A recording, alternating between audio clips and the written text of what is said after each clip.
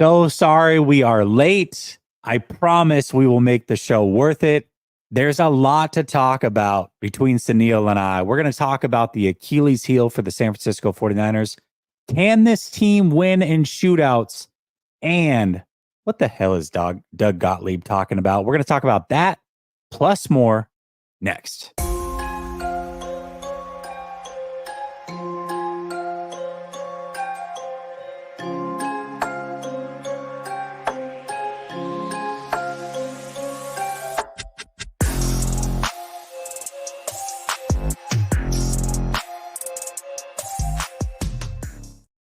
All right. Welcome back to Last Second Sports, where we are giving you our take down to the last second. And it's Tuesday night, which means I got my guy, So Real, Sunil, in the building.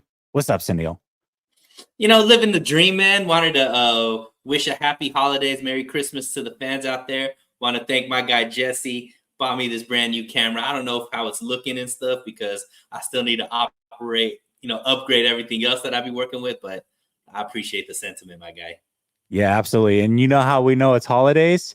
Because you got the lumberjack red and black pocket and hoodie. That's how we know it's the holidays around here. Let me peacock this out a little bit, make sure everybody can Yeah. Make sure we can all see it. That's great. I love it. Yeah. All right, man. Let's get into it. We made them wait long enough. Let's talk about the special teams. It's the forgotten unit. Always the forgotten unit. But as we know, 49er fans, and I hate to rip off this Band-Aid, but we know that special teams can cost you big games. Let's not talk about an NFC championship once upon a time against the New York Giants, right? In your opinion, Sunil, do you believe the special teams is something we should be worrying about in this moment?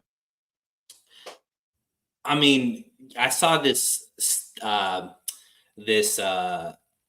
stat, and it was showing the 49ers offense, 49ers defense, and 49ers special teams. And the offense and defense are both, in like the top 3 to 5. And then special teams is like 24th or something like that. So it's clearly the weakest link. And I think, Jesse, because of some of the major injuries that we've had, have affected specifically special teams. When you look at a guy like George Odom, guys that have been in and out of the lineup, like, Samuel Womack, Luter, these guys are key components to the special teams. And then another gunner that we have, Oren Burks, now he's playing more and more on defense. I mean, he's out right now too, but a lot of the studs that we brought, Ray, actually the 3 studs that we brought in a couple years ago to upgrade the special teams are all out, right? Ray's out, Odom's out, and Oren Burks is out. So we saw, Ronnie Bell, he's not the safest with the ball when it comes to kick returns. And, you mentioned it, the 49ers have lost playoff games due to lack of special teams. We still don't know how much we could trust Jake Moody. So if there is a weakness, the special teams is definitely it, Jesse. And I mean, we're not seeing those wow plays that we used to see earlier in the year when the guys that I mentioned were healthy and playing and things like that. It's definitely, the second string special teams, which tends to be, your third string guys, your guys that are just coming off of the practice squad, trying to make the roster type of thing. So yeah, I mean, the 49ers are so dominant on offense and defense. Unfortunately, we don't see that same dominance in special teams. Yeah, definitely. I mean, special teams, as you laid out so eloquently, is certainly the weakest unit on this team. And it's not even league average. That being said, I don't know if it's a huge concern, but it's certainly a question mark. Moody's a great example of this. I don't know that I'm concerned about Moody, but I'm not confident in Moody. I don't know that he can make a game-winning kick. I don't know that he can make even kicks throughout the playoffs consistently, because it seems like they go so many weeks without him even having to kick a field goal above 35 yards, right, if ever. There's games that he doesn't kick any field goals, and that's a good thing, because that means the offense is scoring touchdowns. That's great. but there is going to be a time when you're going to need him in the playoffs, maybe in a big moment. And I don't know that he can deliver. So it's not a for sure that he's bad. It's just, I'm not quite sure. And then you talked about Bell. I did have a solution, Sunil, last week that I was talking about. You give me your opinion, but right now we have Deebo Samuel returning kicks. Love that idea. What about Brandon Ayuk, who used to return punts in college? What about him returning punts? How would you feel about that? I feel like you have very short-term memory because I mentioned this on this show at least 2 weeks ago when Ray went down that Brandon Ayuk should be the kick returner. I absolutely believe that should be the key. I have gotten some pushback on Twitter because I've mentioned it there as well. People are saying that, he's not explosive enough and he has fumble issues and all that. I think that there's some Brandon Ayuk slander when it comes to how explosive he is with the ball in his hand. I don't think he's getting the opportunities like a Debo gets, like a CMC get, like a Kittle gets to really break tackles because he's already the off the top, the last level when it comes to when he's getting the ball. So there's not much of this like run after the catch type of stuff because he's usually the last one there. But yeah, I mean, I think you want to get the ball into your playmakers' hands as much as possible. So I would say Brandon Ayuk if you need to make a play. But for me, it's more about just going back to the old, what was it, Trent Taylor days, where it's just like fair catch everything. Like it doesn't matter if you have room to run, all that kind of stuff, fair catch it. Because at this point, like they don't need that extra yardage. They just need you to not fumble the ball. So those would be my two options. And I do want to shout out, somebody mentioned the one shining star in the special teams is Money Mitch, right? We got to give For a shout sure. out to Mitch Wishnowsky because he's playing lights out. He's playing at a Pro Bowl level. So he deserves no slander. But the rest of the unit, like you mentioned, maybe we shouldn't be worried about it. But if there is a unit that we are most questioning, it's definitely the special teams. Yeah, at best, it is a question mark. And do you like how I stole your take and then repackaged it back to you as if Yeah. it was mine? And Did you then you see how I try did that? the acting that you're getting good at too, like the pause. It was the hands. It was like, how do you feel? Like you don't even have the glasses, but you had like the whole interview glass. Like, how do you feel? How does this make you feel? What are your thoughts about? I'm like, yo, Jesse's getting a Hollywood on us real quick, man. What do you see in this ink blot? What? Oh my gosh, that's too funny. Sudden Chaos says, I'm a member. Sudden Chaos, thank you so much for becoming a member. Greatly appreciate you. Matthew says, not Ronnie Bell with the strong Kyle Williams Oh vibes. no, he said In it the out number loud. too, it's the number 10. That number, we retire numbers. That number just has to be banned. They have to get rid of it. There's nothing good has come from number 10 as of late. Matthew says, rather add a fake field goal or punt plays than switch returners. Ooh. Yeah, well, I will say this. The fake punt that was, I don't even think it was supposed to be a fake punt, but that's what it turned into with Mitch Wishnowsky. But he's got wheels, man. Maybe he should be the punt returner. I mean, and guess who messed up that play? I know it wasn't his fault because he slipped, but it was a Ronnie Bell penalty that called that play back as well. So, unfortunately, when it rains, it pours, right? I really like Ronnie Bell, though. I don't want to dump on him too much. As far as a special teamer, maybe not so much. But as far as the future slot receiver, I like him in that role. I think he's going to be very good in that role. I think as a blocker, he's more than willing. I think he's a good blocker. I think he's going to be great after the catch as well.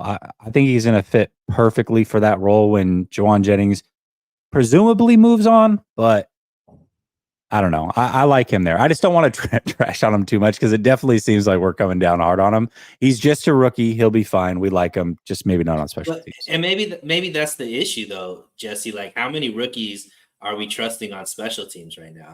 The kicker's a rookie. The punt returner's a rookie. Like some of these gunners are rookies. Like the team is, I mean, a lot of the gunners, a lot of the guys on special teams are rookies. So for something that has caused issues in the past for the 49ers, you are trusting a lot of rookies. So I guess with rookies, there's always going to be those ups and downs. We just hope that we don't see those downs when it comes time for the playoffs. Knees with a great message says, just another reminder, undefeated since Wilkes went to the sideline. Eagles haven't won since Big Dom left the sidelines. Hashtag sidelines matter. That's a great take. That is a very, very solid take by you, Knees. Great job. It is the daily reminder. Okay, let's talk about if special teams is not it, and maybe special teams is it, does this team have an Achilles heel? This team right now is clearly the best team in football. I don't think anybody is debating that at this moment. However, they're not perfect. Do you think this team has an Achilles heel going into the playoffs? So Achilles heel is kind of strong, and I know I probably brought up this topic, but Achilles heel is, we know in Greek mythology, got the arrow in the Achilles, and that he was like done for of that. I don't know. Don't know if the 49ers have an Achilles heel, because I think they could win in so many ways that they could overcome whatever weaknesses that they do have. But if I am going to pick an Achilles heel, it's interesting enough, man. Interior defensive line depth. And we saw it with the way that Arizona was able to run all over the 49ers.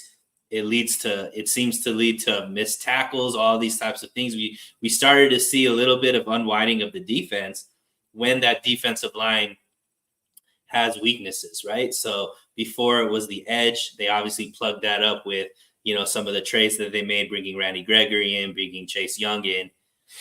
But I think they were banking on, these guys, these rookies coming in, like a Beal Jr., Clea Davis. He's not a rookie, but it's his first year playing.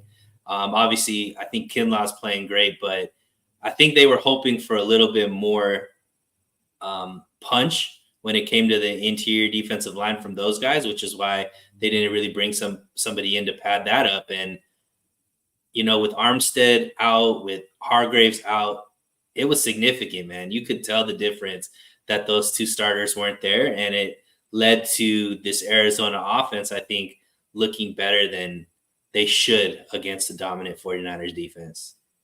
Yeah, most certainly. And I think depth right now is a concern, what is interesting is we felt like the interior defensive line depth was pretty good. And to your point, it was the pass rushers, the edge rushers. Well, they rectified that during the trade deadline, but now the defensive interior line is where the issue is happening. But ultimately, that problem comes back to, Big Heck, I'm going to give you credit, Achilles heel is health. This team in the past has really struggled staying healthy. This year has been probably the best that we've seen in quite a while. That being said, right now, the reason that they're having some depth issues is because of health. They're hurt all the way through the interior of that defensive line. Right now, 3 guys are hurt. We'll see who plays and who doesn't. For sure, Kalia Davis is going to miss some time. He's got a high ankle sprain. We'll see about Armstead and Hargrave. But right now, there is some health concerns with some of those players. And in the past, that has been the Achilles heel. So hopefully they can stay healthy, get healthy, and then stay healthy. I agree. Keith Murphy says he wears number 10 like Kyle Williams. Gives me Kyle Williams vibes. Get Ronnie Bell off punt returns. Yeah, I think no matter what, whether they go with the suggestion that Sunil had that I repackaged and gave back to him, or Ray gets healthy, I think either way, he won't be there much longer, but it is a concern with him back there. I mean, it's an adventure. And the last thing you want from a punt returner is an adventure. That is not a great way to describe a punt returner. I think they have to make a decision on Ray here by like Wednesday. Otherwise, he's gone for the season. I think they have to have their like definitive rosters done this week sometime. Well, if he's able to come back, then they've got to figure out how to get him onto this roster and make it good. But we'll see.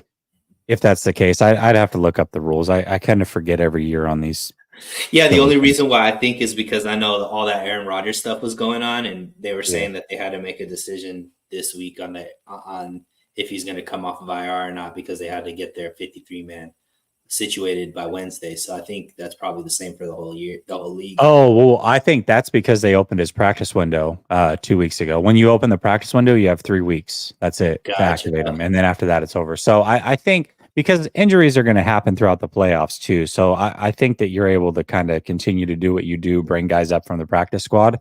But I don't know. I'd have to look into it.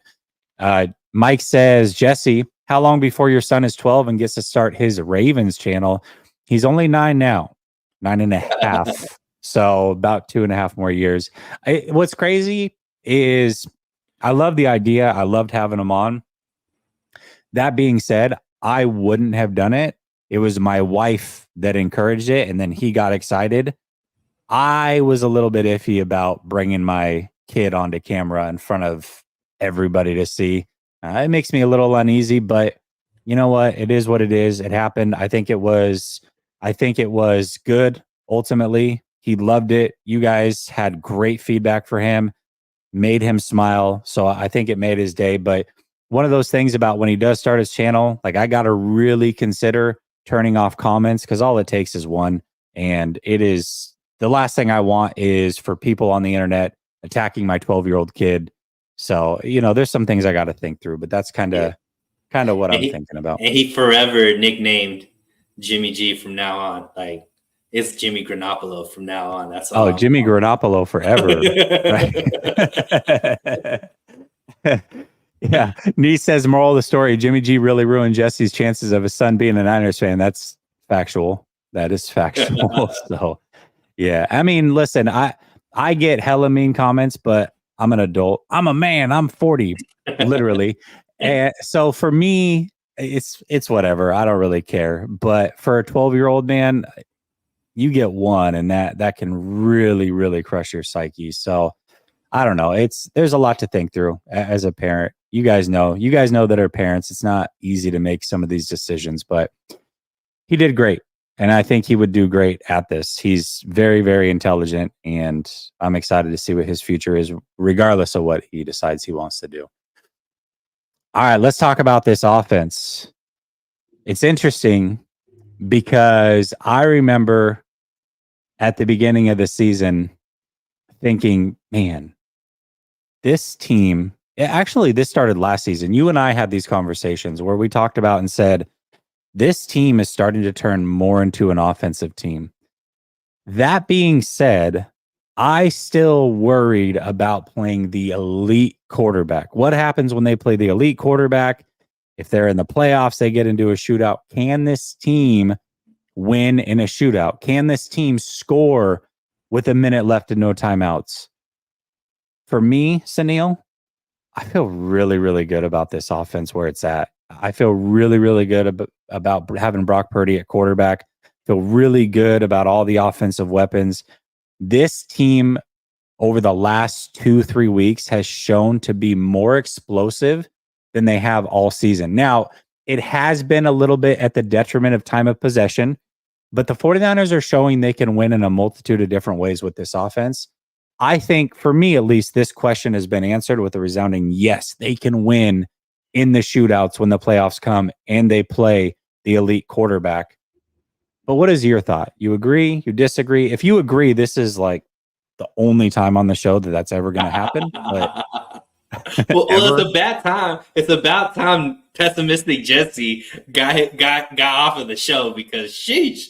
What did you think? My guy Kyle Shanahan wasn't gonna finally find his quarterback, and now we get to see what was unlocked. Look, I have been stating, and I don't want to make this a Kyle Shanahan rant, but the only thing that was holding back Kyle Shanahan from fully unlocking everything in this offense was he didn't have the right quarterback, right? And finally, he has the right quarterback. And whether or not you want to argue, hey, is he elite? Is he a top 5? Is he MVP? Is he just as good as 15 other quarterbacks, like the topic we're going to be mentioning after this? He's perfect for what Kyle Shanahan needs. He processes the game extremely quick. He has a quick and accurate release, And on top of that, he has mobility to gain time to let the routes develop when they need to develop. Mix that with Kyle Shanahan's ability to just like get dudes extremely wide open. Deebo Samuel wide open in the end zone. CMC wide open for a touchdown where he could fall down, get back up, and still score. Like, these are supposedly the two best players on the team on offense, and they're like, nobody's even accounting for them. Insane, right? So yeah, I think for me, my philosophy always, Jesse, is the team that could win the most ways, to me, is the team that I would bet on. And not only can the 49ers win in a multitude of ways, meaning the defense could be the reason why they win, the offense could be the reason why they win, special teams could be the reason why they win. If you just even break it down into the offense itself, they could win on three different layers. They could win with the run, they could win with the deep ball, and then they could also win dinking and dunking, right? And to me, that's really, really tough, because whatever you try to take away from a defensive perspective, 49ers not only have one counterpunch, they have multiple counterpunches on how they could switch up their game and still be successful and move the ball down the field. So I'm absolutely confident that no matter, even if Patrick Mahomes' 2019 version of that offense, or the best version of Patrick Mahomes' offense is there, I think that this team could still score, and we still have a top 5 defense that can hold opponents to, under 15 points whenever they want to. Yeah, I wish I knew how everybody felt in the 2019 run for the 49ers before the playoffs, not after the Minnesota Vikings game, because I think a lot of people were like, oh gosh, what is happening here with Jimmy Garoppolo?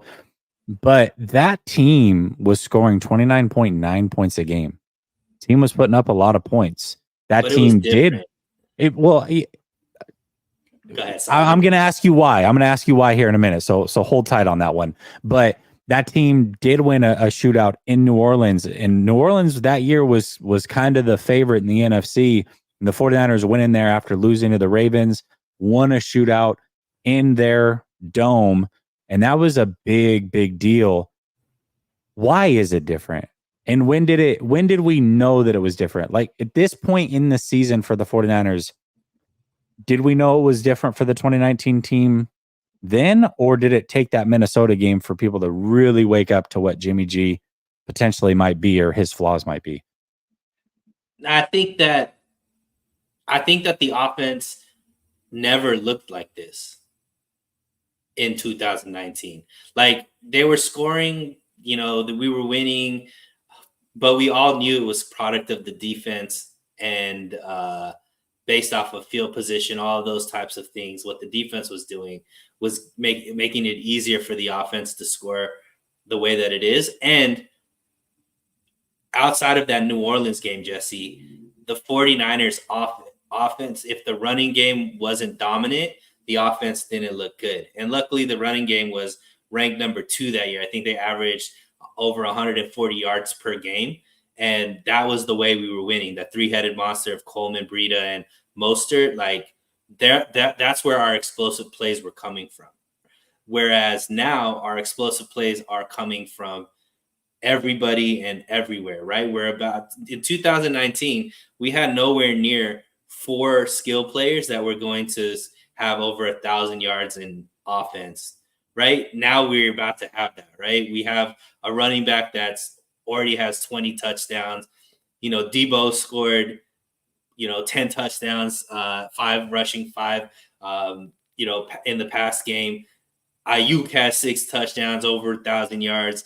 Kittle, so it's like the weapons, everybody wasn't getting fed the way that they're getting fed right now, at the way that they're getting fed. And I think we do kind of know, Jesse, and we know because in 2019, I can't point to a time where the defense was like, we just know if we give them enough opportunities, the offense is going to go for 40 points. We just know if we do our job, the offense is going to score enough points to win the game. We weren't hearing stuff like that. And sometimes, based off of that it wasn't being said.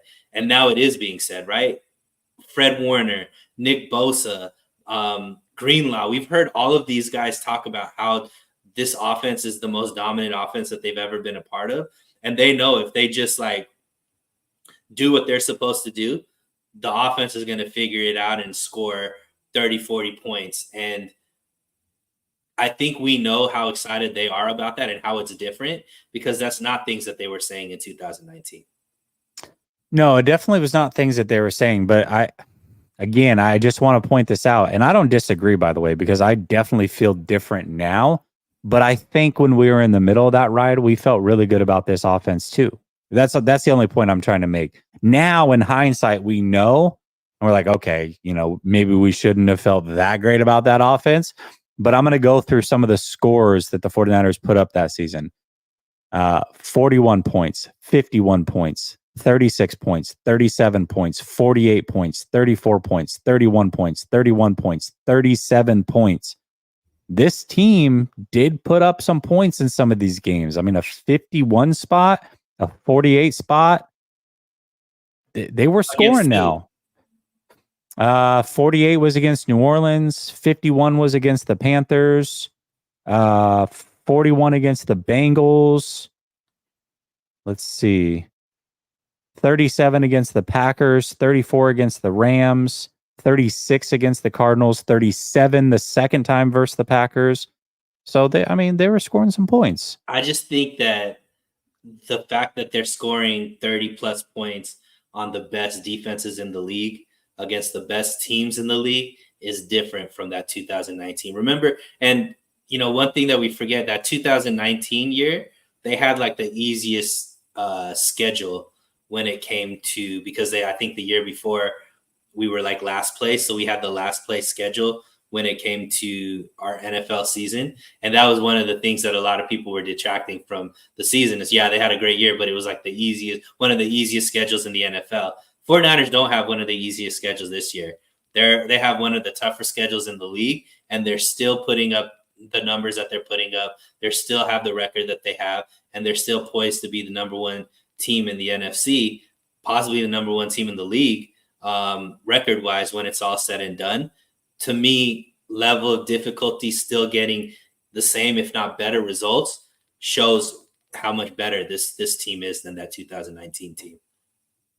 Yeah, absolutely. And again, I do agree. I just want to kind of put myself in that 2019 frame and remember, honestly, did I feel during that time that this offense could hang? And maybe I did. I can't remember. I really can't remember. But I feel like there were times where it was like, oh man, this offense is scoring. And like I said, 29.9 points a game. Now, it did become clear against Minnesota in the playoffs that, oh, this ain't it. This isn't what we thought. But, I don't know. And also, Jesse, sorry to cut you off. I don't know if you remember that year and every year after that until this year. Remember, I constantly was talking about how the 49ers can't score in the first half, and then they just put the onslaught in the second half. Mm-hmm. That's not this team. I haven't said that at all this year. They've been able to score every single quarter. They've been able to score first half, second half.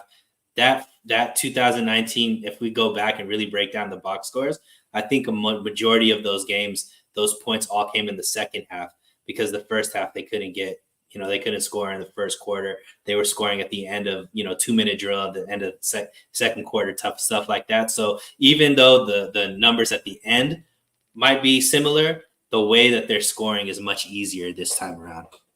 Yeah, definitely. I do agree. I really do agree.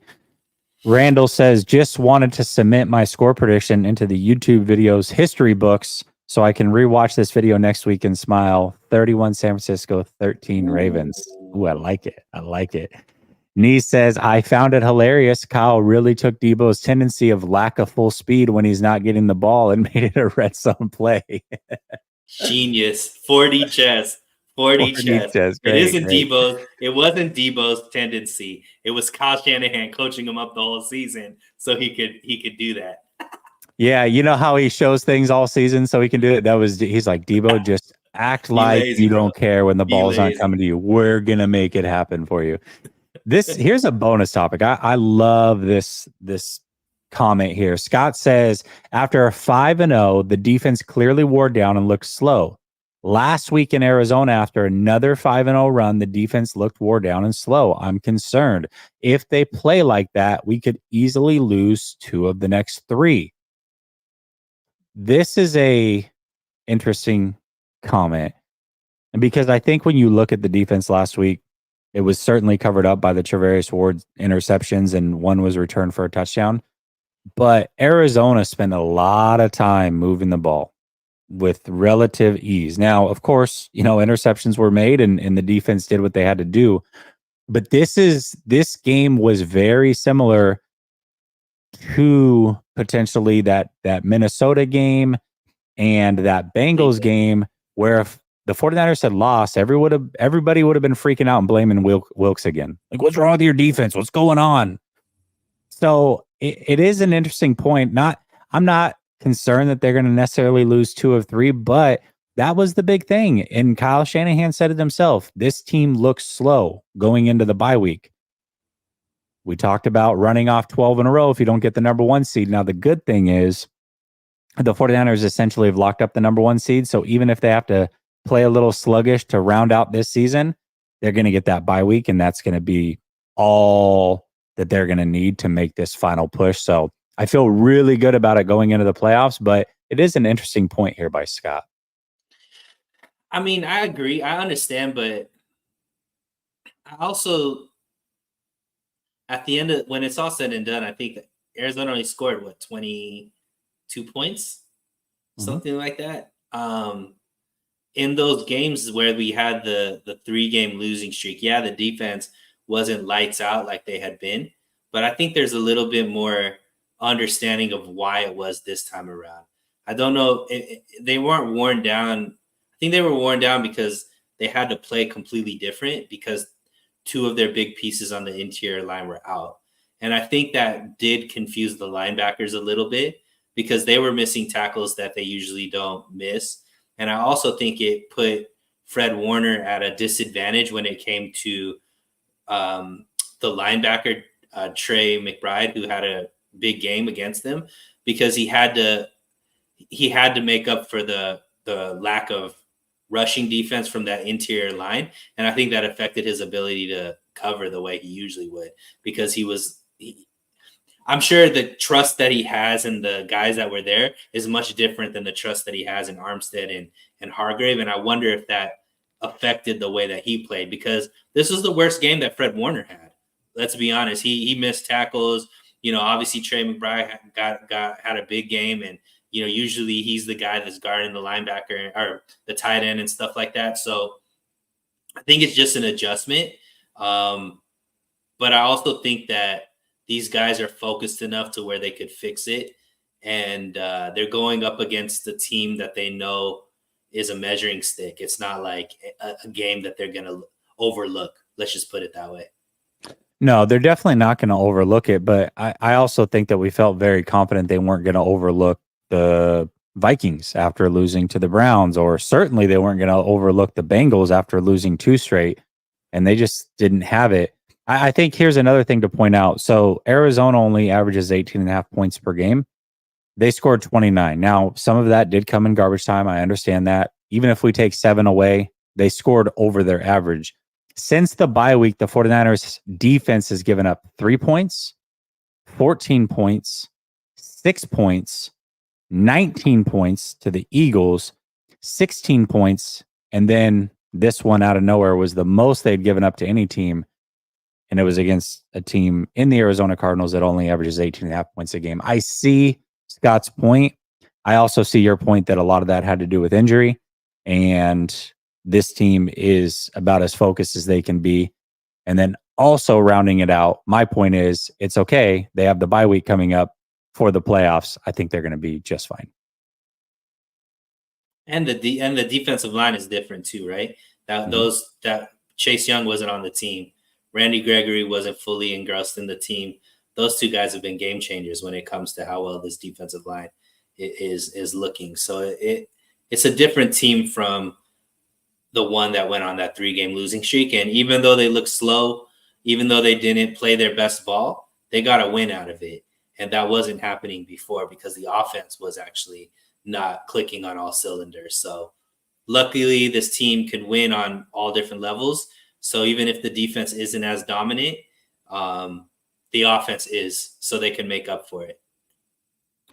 Yeah, most certainly. Somebody said, what was it with Kyler? So let's see. They scored 29 with Kyler. They had scored 25, 16, 14, and 24. So that was the most points that they've scored even with Kyler.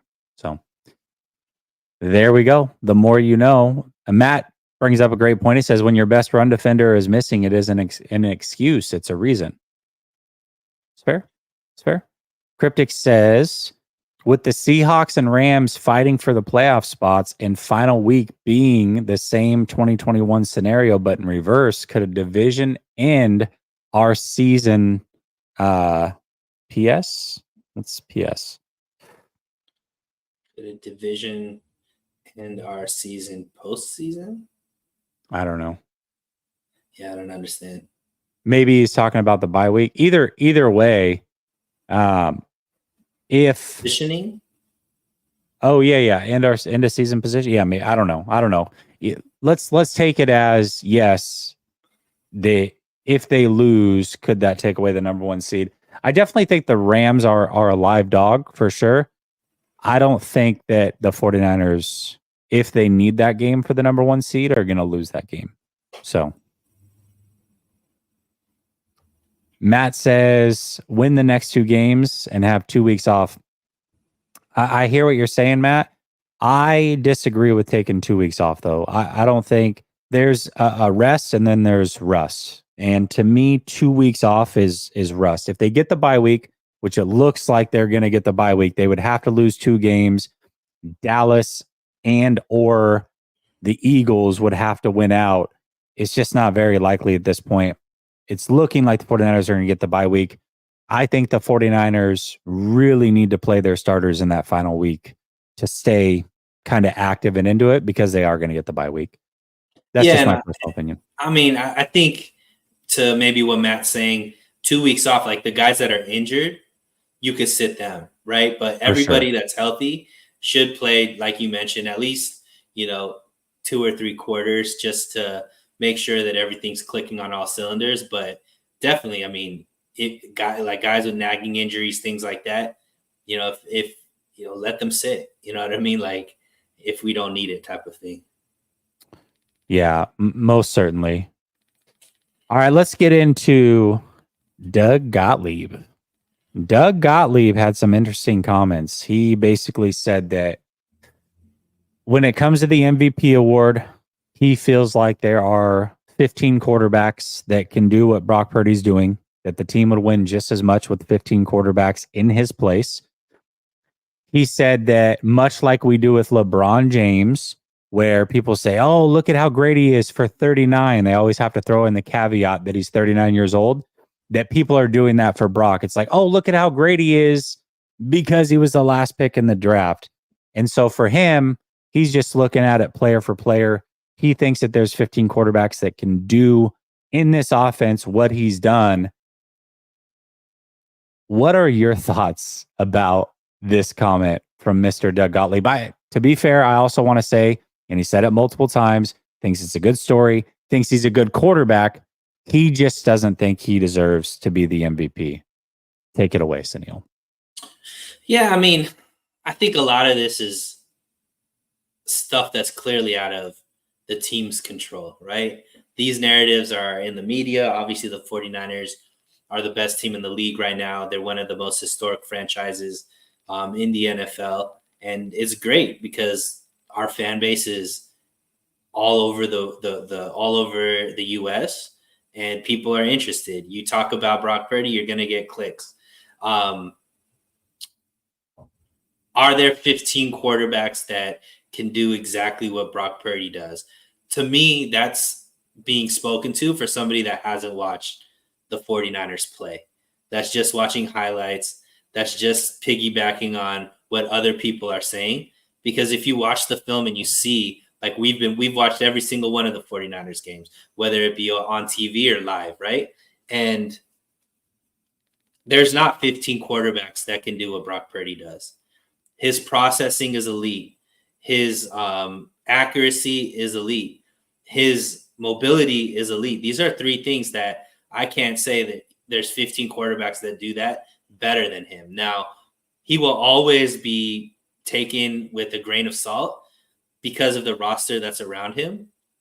And we will never know how to answer those questions, Jesse, until the day where he doesn't have all of those guys, or those guys aren't playing at the level that they're playing right now, right? And hopefully we never have to have that question answered, because honestly, I like the team the way that it is. Let's just keep this for as long as we can, right? But ultimately, to me, he can't be like, hey, Debo, I need you to sit out so that I could prove that I could win without you. Hey, CMC, I need you to sit out so I could prove how, like, that's not what is he supposed to do? He's, with what he has around him, he is not just middle of the pack, Jesse. He's not just top 10. He's not top 7. He's not top 5. He's either number 1 or number 2 in every single major quarterback category.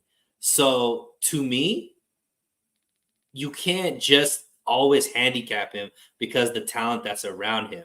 Because, yeah, maybe that would raise somebody who's 15 to like 10, or somebody who's 20 to like top 12. But he's number 1 and number 2 in every single category. So to me, that just means that he's probably closer to, if you're handicapping him, he's still going to be a top 10 quarterback in my books. And you always mention, if you have a top 7 quarterback, the team will look a certain way. To me, I think you could make the argument that Brock Purdy's a top 7 quarterback because of the way this offense and this team is looking. Well, what you can argue is that he's certainly playing like a top 7 quarterback, regardless of what he ends up being long-term or whatever. And that's all that we've ever wanted, is that kind of play, and they're getting it. And it should be enough to win a Super Bowl this year. It's definitely been enough to put him into the driver's seat for the Super Bowl. What's interesting about all of these takes when it comes to Brock Purdy is a lot of people are looking at that 3-game stretch and saying, he didn't have Trent Williams, didn't have Debo, and see how bad it looked. This is what he's going to be. Now, coming from a guy who, my reservations are still the same. Nothing has changed on my front, which is, I was always more worried about the long term. Can he be a franchise quarterback? When he's paid and the talent stripped away, people have heard me say this a million times, and the talent stripped away, is he going to be worth it? That has been my only concern with Brock. Now, somehow that's turned into, I don't like Brock. I didn't think they could win with Brock this year. You're a hater. You didn't think he was good. All these things. And I never said any of those things. In fact, I said the opposite of those things. But essentially, what the reason that I bring that up here is to say, even myself, who is concerned long-term, potentially, that he's going to get paid and may not be the right answer when weapons start getting stripped away, I'm not going to use 3 games in his first year as a full-time starter and say, there it is. All the stuff that I was concerned about, that's it. I'm right. I'm not going to say that I'm right based off of those 3 games. I'm going to need to see it for a season without the weapons before I'm going to say, okay, this is what it is and this is what it is. And as far as being a franchise quarterback goes. So to look at those 3 games, much like we talked about Jake Moody earlier, Jake Moody's looked shaky at times, but because they go long stretches without having to kick field goals or long field goals, I'm not saying he can't do it or won't perform in the playoffs if that situation arises. I'm just saying I want to know. I want to see it. People are taking an unknown, using a 3-game stretch, and then writing the narrative as if it is so.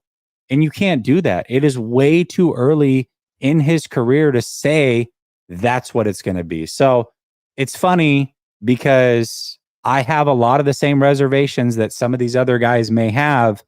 But what I'm not going to do is write his story off of 3 games. And what I'm also not going to do is say, hey, he doesn't deserve to be in the MVP conversation. I personally would give it to CMC, but if I didn't give it to CMC, I'd give it to Brock Purdy, which means he deserves to be in the conversation. He has earned his spot to be in the conversation.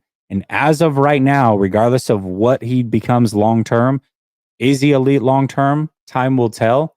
He's playing elite in this moment, and that should not and cannot be taken away from Brock Purdy. That is my opinion on it.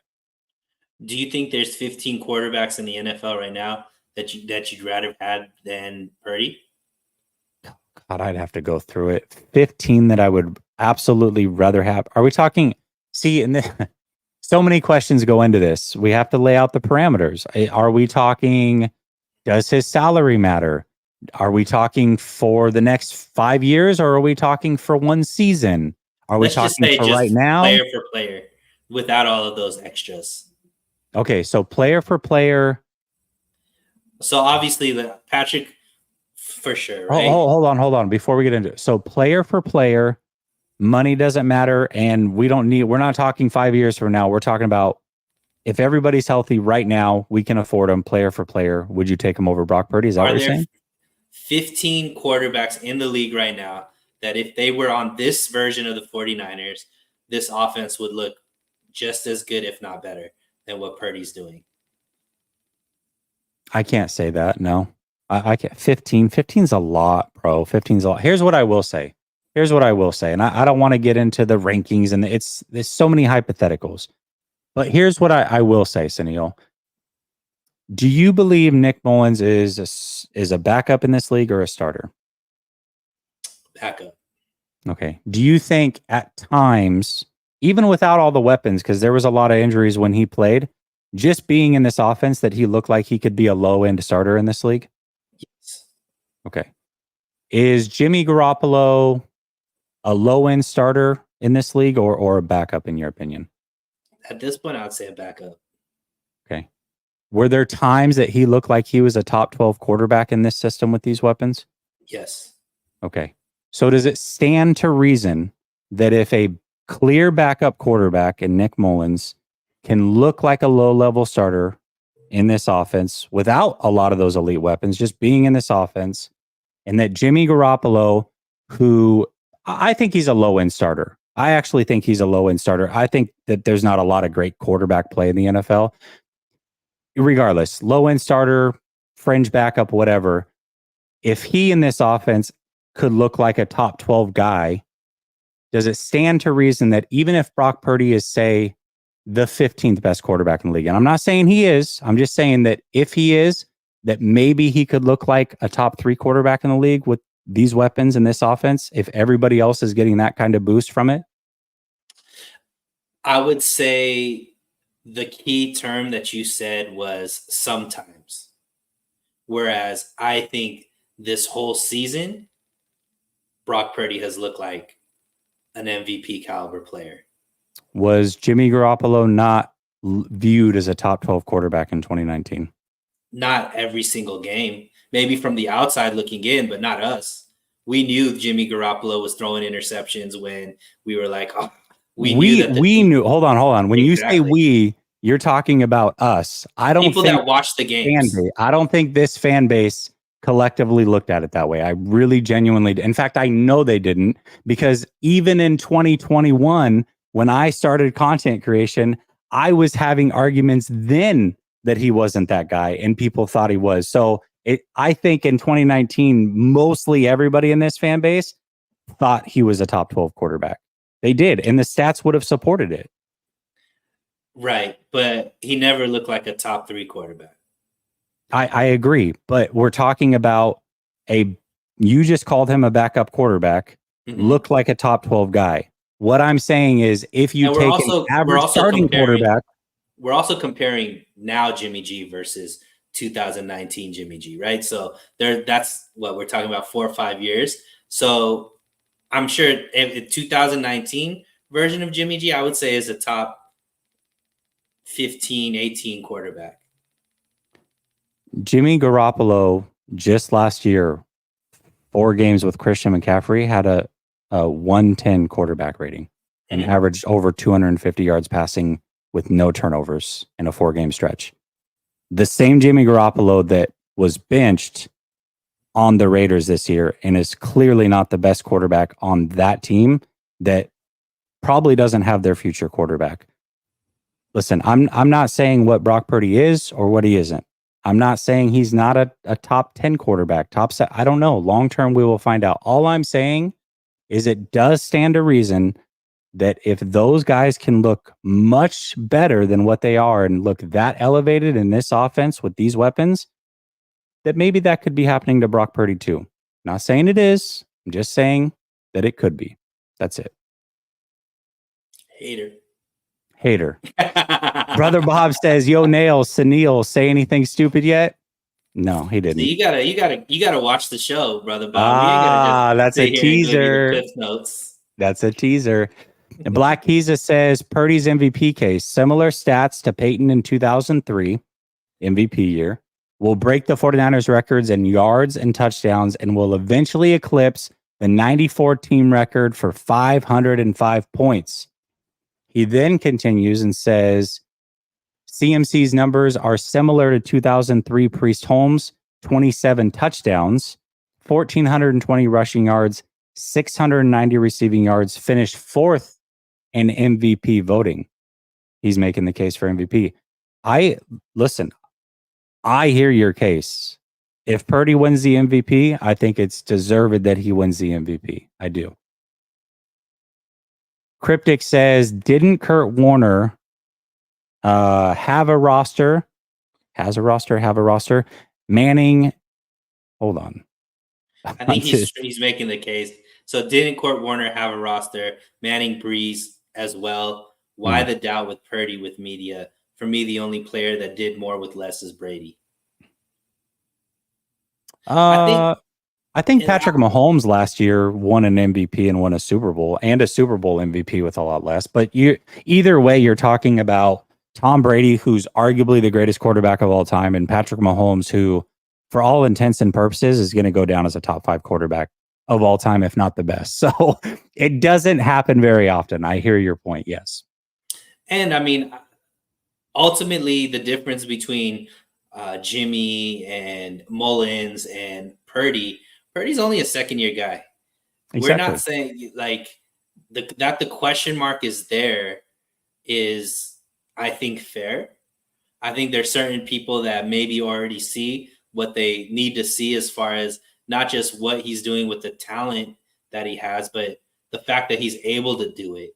You know what I mean? Because not even though Jimmy had a great 4-game series with this team, it never looked the way that Brock Purdy has made this offense look. So to me, I think that I'm a guy that if I'm putting money on, is Brock Purdy closer to a top 10 quarterback or a bottom or a top 20 quarterback, my money would be on a top 10 quarterback. I think he has elite qualities that will transfer even if there wasn't as great of talent there. And I also think that next year he's going to look just as good, if not better, because I think this offensive line is going to get better next year through the draft. So he's going to have 1 or 2 years, Jesse, with all the talent and maybe even better talent around him next season. So regardless of what we believe, he's going to get paid like one because he's going to look like it for 2 years. And this team is going to do very, very well in those 2-year period as long as he stays healthy. I hope Brock Purdy gets all the money in the world playing for the contract that he has played for. Can't get paid until after 3 years. He's going to deserve whatever it is he wants. And if he wins the MVP, and there's a great chance that he is going to win the MVP, and if he does, he deserves the award, man, he's going to be able to take whatever he wants. Now, will he give the discount?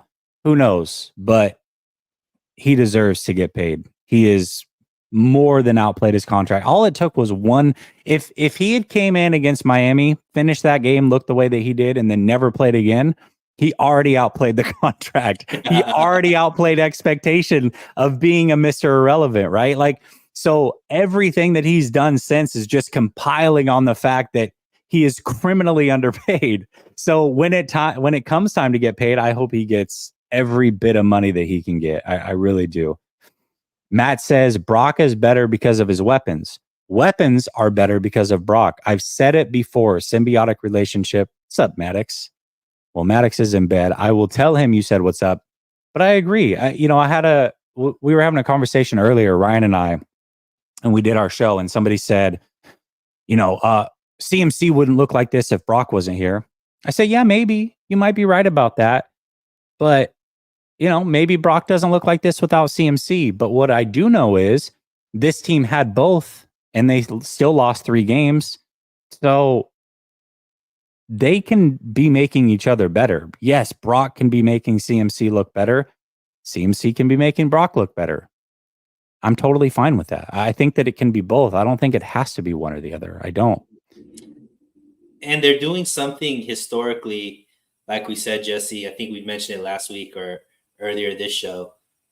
I think it hasn't been since 2002 or something like that, where there's been 4 skill players that are above 1,000 yards from scrimmage on the same offense.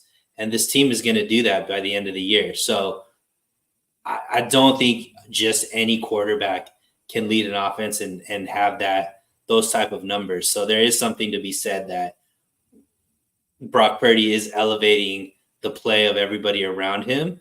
And I'm sure he looks a lot better because of the players he has around him as well, which is props to this front office for putting the team together, because isn't that what you want? Like, that's what you want to have happen, so that the team is looking the way. Ultimately, all of these individual awards aren't what's important. The Super Bowl is what's important, and this team is primed to win one. They look like the favorites, and they look like the only reason why they will lose is if they choose to lose. Well, brother Bob, from your keyboard to Sunil's lips to God's ears, you guys agreed. He also doesn't give a crap about the MVP. Just win the damn Super Bowl. You guys are on the same page with that. Absolutely. Jimmy says Brock is elite when it comes to processing the information in front of him and taking the correct action.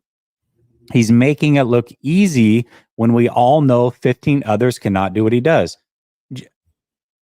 I agree that 15 others can't do what he does. I think where Doug is coming from potentially is that it doesn't have to look the same, and this team could still be a 14-win team with 15 other quarterbacks. It was really his point. He talked about the winning side of things more so than anything. It doesn't have to look the same. There are things that other quarterbacks do that Brock can't do either. So you put in Josh Allen or Patrick Mahomes in here. Well, let's say that they can't process the way that he does. So maybe it doesn't look the same, but maybe there are throws and plays that they can make that he can't.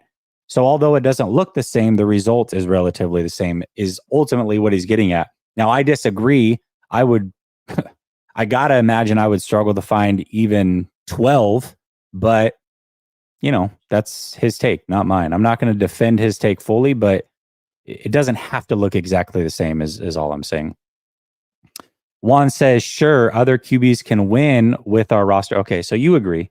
But how many do we believe can win a Super Bowl? I believe Brock can win the bowl for us. I agree with you. I think Brock can win the Super Bowl.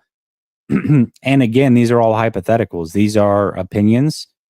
Nobody's opinion is right or wrong. And fortunately, or unfortunately, I guess, however you want to look at it, we're not going to see 15 other quarterbacks suit up for this team and go out there and try to win a Super Bowl. Knock on wood. You've only got Brock. So hopefully they just win a Super Bowl, and that's that, right? Knock on wood, bro. Because this team, if any team is going to suit up for 15 quarterbacks, it's going to be this one. So knock on wood. All right. Fair. Brother Bob says this system has made CMC and Mostert 20 touchdown running backs. For sure. And Mostert's incredible. CMC's incredible. And we've seen them both in this system.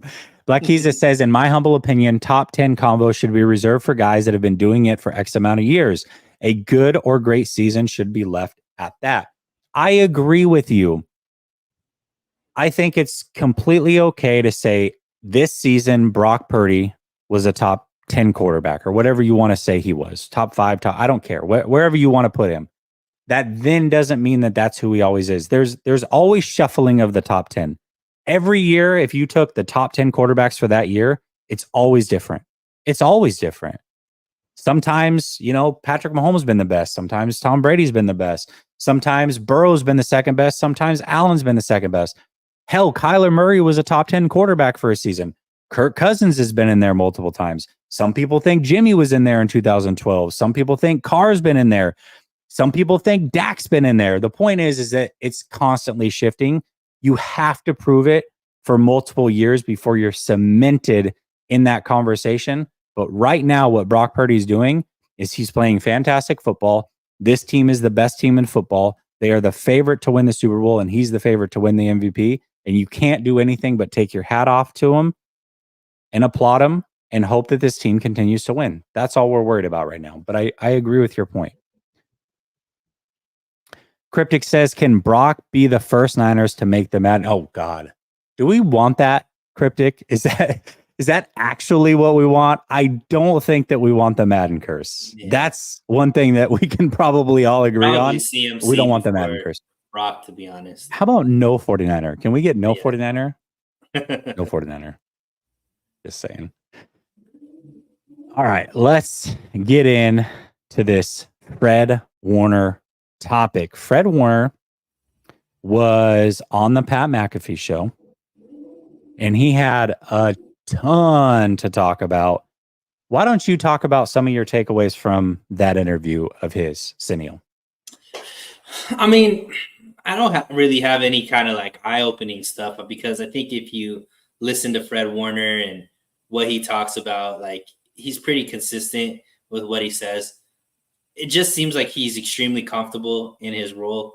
I think some of the things that I really took away from the interview was the culture that this team has, how focused this team is, and ultimately that these guys enjoy playing ball together, and that there's a standard, which we heard a lot in a lot of these post-game interviews, but the standard is all the way through from the coaching staff to the players. And I think one thing that maybe stood out to me the most, and he tried to walk it back a little bit, Jesse, but he mentioned how his relationship with Wilkes, how he feels like he's being heard when he gives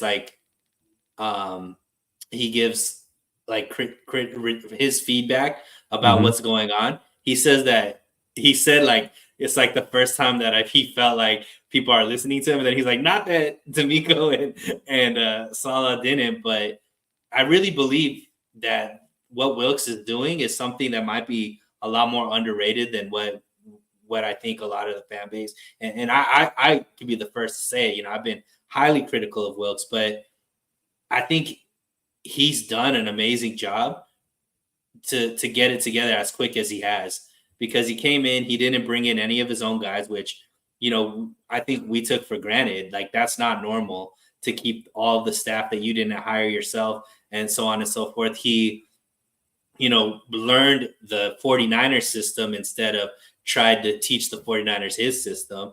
And I guess there's going to be a learning curve with that. And, when it's all said and done, it looks like the defense loves Wilkes, and it seems like Fred Warner and Wilkes have a really great relationship. So I think for me, the biggest things that I took away from it was how much this coaching staff, the players love them, man. And I think that they do an extremely great job, and they're always talking about watching tape and getting better and all that type of stuff. And I think that's just a hats off to Lynch, Shanahan, Wilkes, and the whole coaching staff, because from a fan's perspective, this being one of the big leaders on the team, that's exactly what you want to hear from your leader when you want to have confidence in this team is ready to win a Super Bowl. It is interesting because when Wilkes was hired, that was a lot of the talk was, hey, Fangio wanted to do his thing. I'm sure he's set in his ways. There's no way that he was going to acquiesce to the system that the 49ers run. He wants to do what he wants to do. And that was the thought. We presumed that was the case, but now we know that that's the case as far as Steve Wilkes. He was willing to acquiesce, learn this system and run it, But with that does come some growing pains. And it did start out fantastic for 5 games. And then there was 3 interesting ones in there. Now, not all of that was on the defense, but it got a little squirrely. Overall, though, it has been fantastic. I loved hearing him say exactly what you had brought up, which was, hey, Steve Wilkes is a guy that I can come to and have a conversation with. And I know he's listening. Some people act like they're listening. Some people act like they care. He shows me he genuinely cares. And you can feel those things. You know when somebody genuinely is listening and when they're not. So that was great to hear. Also, going back to the conversation about the shootouts, and you did bring this up during that conversation, but Fred Warner talked about in this interview how confident they are in the offense. Like, hey, just as a defense, we just got to go out and execute. And as long as we do a decent job, we know that this offense is going to take care of business and win us games. That is not how we've always felt. We do feel that way right now, which is great. And what I also love is the perfection or pursuit of it. He talked about how upset he was and this team was when they just came off of a dominating win against the Arizona Cardinals, but they gave up as many rushing yards as they did. It was frustrating for him. And it's something where they want to fix the little things, because if you don't fix the little things, they snowball into bigger things. So even when it looks good on film and everybody else from the outside looking in is like, you're great, you're great, you're great, they're looking at it and saying, no, we have things to fix. And Debo, by the way, echoed the same exact sentiments about the offense. I believe it was today in one of his interviews. They both talked very similarly, saying, hey, there's little tweaks that we can make to make things better. And we're constantly trying to do that. This team is not at all satisfied. If anybody was worried that they got a fat belly, they're feeling themselves, or that they were earlier in the season, and that's why the 3-game skid happened, it's not happening now at the most important time. This team is poised, locked, and ready to make a Super Bowl run. And I love everything that I'm hearing from them. Yeah, and I think another big thing, Jesse, was how much he used the word effort. And he mentioned how the way that they separate themselves from other teams is they do all of those little things that other teams don't consistently do. They try to do that consistently every single play. Like everybody gets, wherever the ball is, everybody has to show that effort there.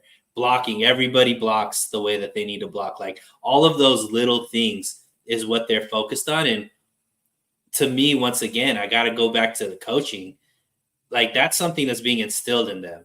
You know what I mean? And I think this, and maybe it's prisoner of the moment, Jesse, and you can correct me if I'm wrong, but to me, this has been the most everybody's saying the same thing. Everybody's on the same page, and not from like a scripted persona, but like genuinely, it seems like everybody believes and is on the same page, which to me, like I said, is once again, it bodes well for a fan base that's waiting for a team to win a Super Bowl. I think we're hearing all the right things that gets us excited and confident that it's possible this year. Yeah, we definitely are, and it feels great. It feels great to be a 49er fan right now. Matt says, I pray for the day no more Brock discourse talk. Brother, this is the way it's always going to be. I mean, we can say that and think that it's going to happen, but listen to how some people in here talk about guys like Dak Prescott and Jalen Hurts, and well, Jalen Hurts not so much, but Dak Prescott, Josh Allen, hell, even Patrick Mahomes right now is all of a sudden not as good as what people thought he was. We're talking about a guy who has multiple MVPs, multiple Super Bowl rings, is only about 6 years into his career, and now all of a sudden he's not as good as what people thought he was. People are always going to talk. If you're not doing it right now in this moment, if he's not an MVP candidate next year and he's the 10th best quarterback or whatever, people will be like, oh, wow, geez, he really fell off. I mean, maybe he's not as good as what we thought. It's always going to be there. You always have to perform at an elite level. And the moment you don't, you're not as good. Tom Brady, when he was leaving the Patriots, people thought he was washed. Well, they were wrong. He was still arguably the best quarterback in the league. And because of the things around him that were happening, people couldn't see that. So this conversation around quarterbacks in particular, not just Brock, is one that is going to happen daily, weekly, yearly, everything. It's a constant conversation. So the only way Brock Purdy Happen. doesn't get talked about is the same way Trey Lance isn't being talked about now. Shipped away from the team. Yeah. Like, that's the only way you could stop the Trey Lance Brock Purdy discourse is one of them had to go. Trey's gone. We don't talk about Trey anymore. So if you don't want to, and Brock Purdy's going to be here for the long haul, it sounds like, right? I mean, there's no reason not to pay him. It's not like he's just going to fall completely off next year. That's not going to happen. So, yeah, I mean, he's going to get paid. And if he ever has a down couple game stretch or a down year, you're going to hear about it. It's just the way it works. Kaliki says, I think it's great that the fan base rallies behind one quarterback. Brock's going to ball and silence the critics. Deep throw equals Seattle game, etc. Yeah, I think that is the biggest thing is, listen, regardless of opinions, I've said this a million times, but I'll say it again because I think it's appropriate. As a fan, you have one rule. The rule is to root for the product on the field when the games are played. And no matter what your opinions are, if you're not rooting like hell for Brock Purdy and every other player on this team when those games are being played, well, maybe you're not a fan. So that's what we all should be doing. We all should be happy that this team's in the position, and we all should be rooting like hell for Brock on Sundays or Mondays or Saturdays or Thursdays or whenever the hell they play football nowadays. Brother Bob says, Kittle said CMC should win the MVP. Do we kill him? Only if you're going to kill Purdy, because he said the same thing. Yeah. Listen, they're all going to vouch for each other. It's just the way that it is.